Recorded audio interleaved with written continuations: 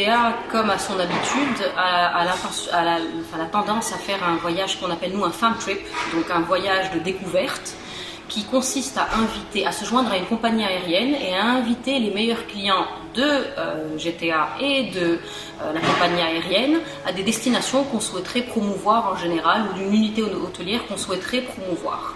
Donc on se rapproche d'une compagnie aérienne, on se met d'accord sur les participants et nous emmenons ce groupe en général d'à peu près 15 à 20 personnes à passer 2-3 jours à cette destination. C'est une opération qui est une opération commerciale qui consiste non seulement à remercier les partenaires de leur fidélité pendant toutes ces années, parce qu'il faut rappeler que ça fait aujourd'hui 10 ans qu'on exerce ce métier, mais également pour les faire découvrir une destination afin qu'ils comprennent comment la vendre et ce qu'il faut mettre en avant dans ces destinations. Dans ce genre d'activité, ce que nous vendons réellement, ce sont des services qui existent sur des plateformes technologiques, mais il faut comprendre que cette plateforme technologique est l'outil.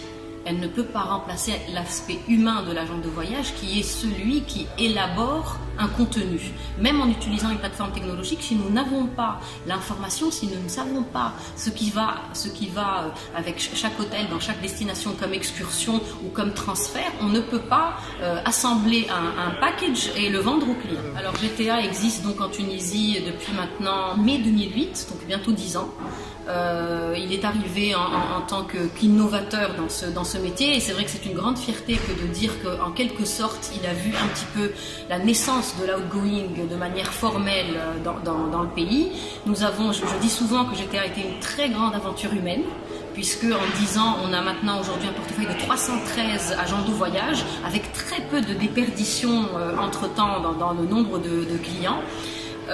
Ce dont nous souffrons plus, ce n'est pas d'une difficulté sur le marché, même si il faut signaler que le marché est un petit peu en crise. Nous souffrons surtout des limites structurelles ou des limites légales qui sont liées à ce métier. Donc aujourd'hui, on considère que si nous n'arrivons pas à nous développer comme nous voudrons, c'est parce que l'enveloppe allouée à ce type de voyage reste limitée, Fitoons.